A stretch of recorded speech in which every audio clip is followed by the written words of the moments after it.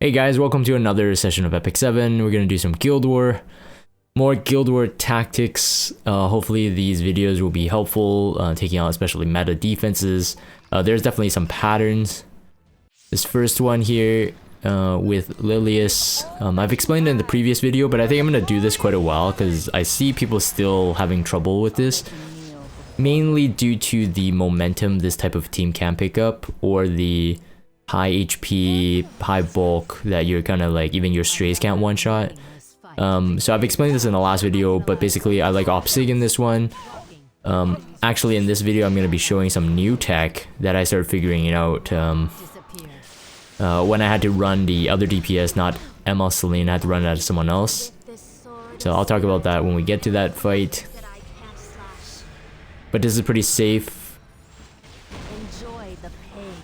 It was a 22,000 HP, a Robbie. It wasn't one of those degen ones, 30,000 HP, but it was on Proof of Valor.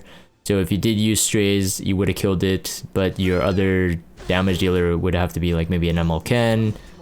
ML Celine could work too, but strays would probably proc the Elbrus early since you're hitting 2 or 3 targets rather. So that's why I prefer the Sig. Sig effectively, if you take out a ML Lilius, you're having, 1 out of 3 chance for the Elbrus to proc, and then 2 on the S3. So you don't always have the greatest chance to proc the Elbrus or counter if she was on counter, but she wasn't after this one. It was a holy sacrifice building, so I was like, I was pausing here because I was like, okay, cool, but also it doesn't matter. Not being on Elbrus and not on injury, just this team doesn't have enough momentum. Like the only momentum that they would have got was like if someone tried to bruise her through this, I guess. So the holy sack, I think effectively it was basically, get them injured to 50% HP and then they're gonna die. But every time you're using ML Celine, your target is always Bellion. You always leave a Robbie last. Again, this is presuming that you guys have these characters. And if you were here for the last Guild War video that I did, then you would have known that I explained that these Guild Wars are not going to be like free to play friendly. Yeah, so this one was like, I saw this defense and I'm like, hey, let's run there's a level 50 Mui here. The idea is obviously like once you got the kill, Rem can never get stunned because she got that demon mode. Because they had the level 50 Mui, I wanted to run my level 50 Gloomyrain, just getting that speed imprint, just in case. You never want to risk it. Just because I see a level 50 doesn't mean that person can't outspeed me. My Sid is 300 speed though, but it's not over. So it's not over 300 speed, so relatively speaking, it is a slow assassin Sid. Alright, so I think that was it. That was that fight. Yeah, and this is the Gloomyrain that I used. +4 toggles, ancient book, and no gear. This fight I chose predominantly for the second team, showing the versatility of Luna. If you don't have Luna built, I would build her. At least at the moment, I feel Luna is very strong, especially in Guild War. This first team, I will admit, is pretty scuffed. There is no damage mitigation, so I was just basically thinking, I'll be able to kill the Mort really quick. But it was on the nostalgic music box, or at least the Lilius was. So you see they got a defense buff plus vigor buff, and I'm just like, uh-oh, that's not good.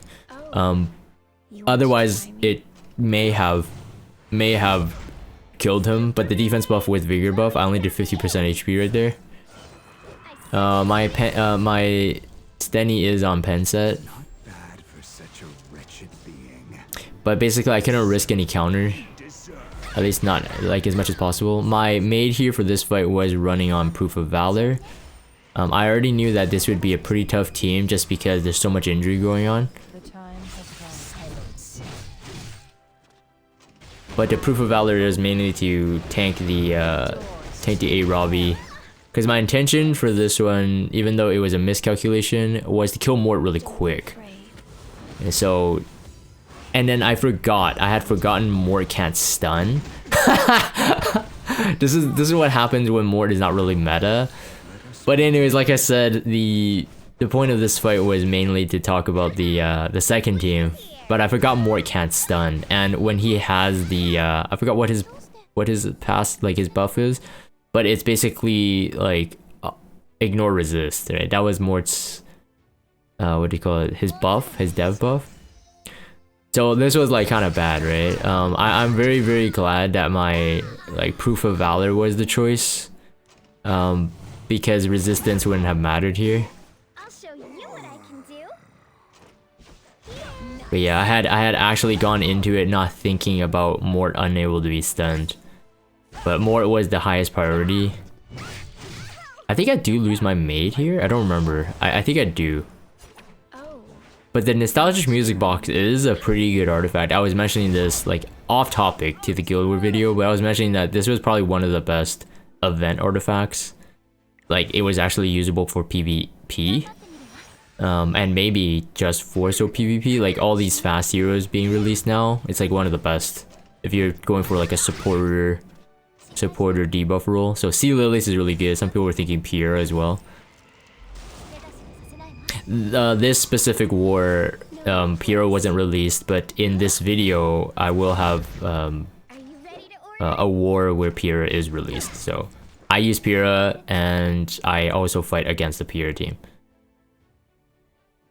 But here, this Arabi proved to be pretty tanky, and I'm just like, okay, I just needed to make sure I do not die. So I'm already at that 50% mark pretty much for maid. So the proof of valor is already, you know, becoming weaker and weaker. So basically I was just like, okay, I have to stun as much as possible. This is controllable, but it's very scuffed. So anyways, you can see the intention of this team, like no Aureus, no Knight. The intention of this team was to be really quick in terms of fast Guild War. It's not meant to be stalled out like this. But it didn't turn out that way. In terms of this team was like robust. It was pretty like I could have used the strays, I think, and just instant deleted one. But again, I didn't know. Again, if you watched the previous video, I said this, like our guild doesn't do any note taking and stuff, so we're going into this blind. And so this was my assumption of the team. I thought that this would be able to be quick enough in terms of momentum to be able to kill them off, but it wasn't. Alright, so anyways, to this one. So Luna, very high high value to me. As you see, my Luna speed is just like a bit quicker than Violet there. The Luna is built on like pure damage, so she herself has a 4.6k attack and 323 crit damage. If you don't have Ox slots, you can use like a Flan or an Amelia with Luna, paired well with a lot of good, like it has a lot of good stuff for Guild War. I mean, she can nuke out technically 2 characters. The Zahhak is something I really like to run if the defense team allows it. I chose the S2 skip there because I have a Spirit's Breath Oxalot. Although it is a plus 27 Spirit's Breath, and my Zahhak can kill without an attack buff, but it's like, if I have the right timing, why not give him an attack buff? So generally, like without the attack buff, he would do about like 16,000 to 17,000 about on a Violet, and not a lot of Violets are running 20,000 HP anymore. Anyways, that's my fight there. So another fight here featuring Luna, and the bottom team, I'll show you my new tech. But the Luna team again, like Rimuru, and if I have the ability to use Luna, I Luna Rimuru. So Luna's S3 is Elemental Advantage, not even just Elemental Ignore, but it's Elemental Advantage, so you get that extra damage. That Bellion, I took the risk, like maybe I wouldn't kill her one shot, maybe I would, but now this is just too easy. Once that Bellion melted to the Luna S1.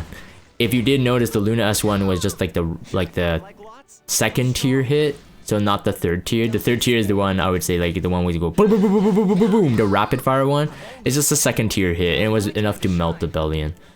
So like I said, if you have a Luna invested from a long time ago, I would just build her, and just build her on like, you know, slow gear with high damage, and if you have a pusher, it's good.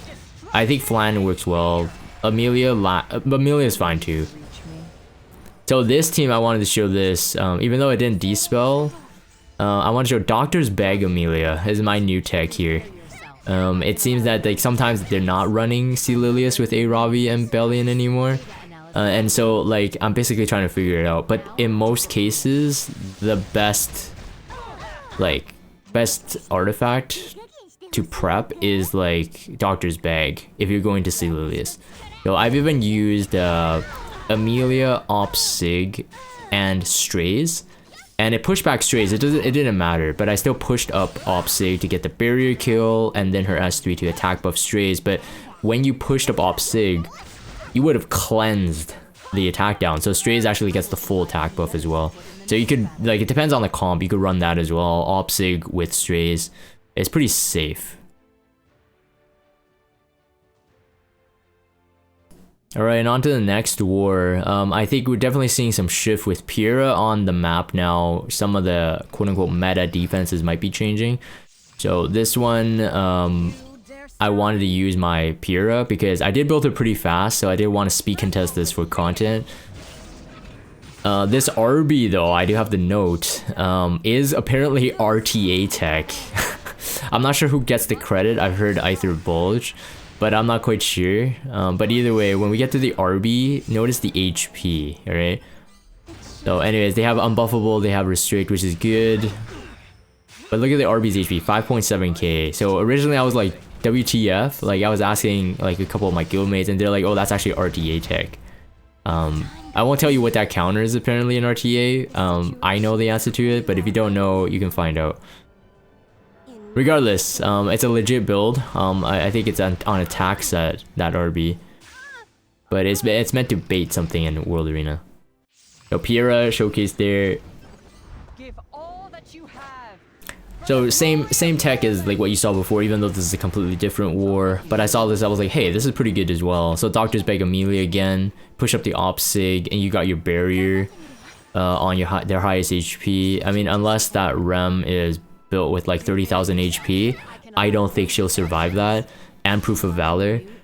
So I mean, unless someone baits you with Go defense, like baits with a Proof of Valor, 30,000 HP Rem, you probably will be safe. And then of course the Doctor's Bag to cleanse, so that Milim gets the attack buff with no attack down, and you get the pure damage. My Milim is about 220 speed, so it's not super fast. But you got the benefit of Op Sig's push back if they don't resist it, so that's good as well. This is the stronghold of the guild. If you guys know Light, he streams RTA. Same thing on the top team there. I mean, Light is known for his really good gear, really fast speed gear, but I didn't really think that there was an issue with this. Again, mechanically speaking, there should be no reason to lose unless that like Landy was like 290 speed or something, 280 speed. So same tech, but you can't see that Landy is quicker there. So above my Milim is about 220, so maybe 230 speed. Probably pure damage dealer. But like I said, with the Op Sig, you gotta push, even though it had immunity. You gotta push, so there's like relatively low chance for you to lose. It was tankier than the previous fight as well, because I couldn't kill the Landy one shot. But it didn't matter anyway. Like, you know, I could have S1, I could have S3'd. It didn't really matter, because like Lilius herself, she's just not a big threat. Analyzing new enemy. It was a Warhorn Lilius as well, so adding more damage. So allowing the Landy to go with the speed buff with Sea Lilius' turn cycling, there would have been a lot of momentum for that team, so that would have been scary if I didn't use my kind of like, I guess I would still be second turn, but quicker kill. I am using a Champion's Dorado on the F10E artifact, so you get that extra damage. I did get lucky though, I won't lie, that I didn't get any bombs placed, because if Rem is stunned here, I still would have lost. Like, I still could have lost, let me put it that way. Although the A Taiwan is on Holy Sack, this is the kind of the team I've been using versus the A Ravi, Caesarea, and like Cerise, Ran, and now Piera combo. It did have an attack down on that A Ravi, so it couldn't kill me there. And no one had died, so the S3 doesn't stack. Got triple stun, very fortunate. And really, this is like all just about a race on killing them off, so demon mode is procced. Because if I had unbuffable, I couldn't get the attack buff on my turn here. But this is relatively safe. I haven't lost with this team yet. My rem is 22,000 HP though. It's pretty degen, 22,000 HP and 1700 defense. And A-Tai one is 22,000 HP, I think 1500 defense. But regardless, this was slightly risky as that A-Ravi proved to be more tanky than I originally thought. There could have been a risk if it was on Crimson Seed and I didn't get a death break. In terms of like I wouldn't be able to damage it enough, and the passive healing would be too much. That's what I was kind of worried about there, but it turned out okay. Alright, and this fight I would say it's a bit more scuffed. At the point of me hitting my guild war, there was no more towers or stronghold or forts left. So Kana, I hit him because, you know, I recognize his name. But it turns out I think he's just way too into World Arena at the moment, and it's free gear event as I'm hitting this guild war, so he wasn't really geared. I don't think it's this team. I think it's fully geared, but his second team he was lacking someone to be geared. That was kind of interesting as well. Again, I don't think a strays could work here, I suppose, but it just depends on who had the highest HP. It was a risk for not killing. My Remnant Violet is pretty strong. 4.2k attack, 300 crit damage. So generally speaking, like when there's someone without some kind of damage mitigation or defense buff, I'm pretty confident in one-shotting. So you saw the Bellion doing Bellion melting there.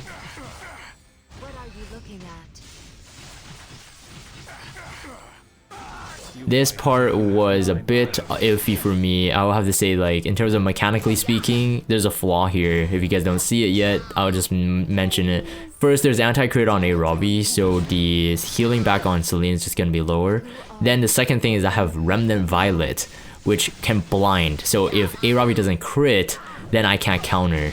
So in terms of, like, even though I win this one, it wasn't clean. And sometimes I don't figure that out until like I'm watching this right now, or actually after the fight. I'm just like, okay, wait, that's not good. At the end of the day, this A-Ravi was actually just quick enough to turn cycle with the CR I'm putting against it. Was quick enough to kill my Celine, like, and my Celine wasn't healing back enough. So that was the unfortunate part here.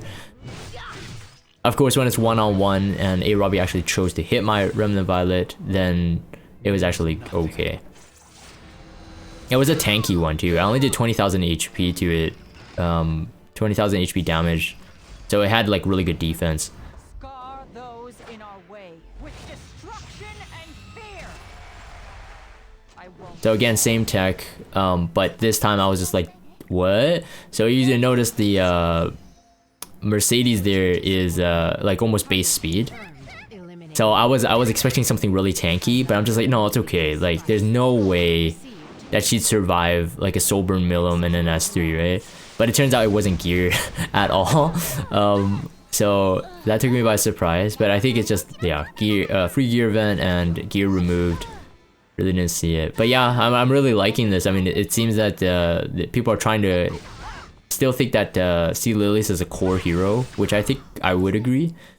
But if you follow this kind of Amelia DPS guide, I think you can cut in between some of their like original momentum plans in terms of the defensive comp.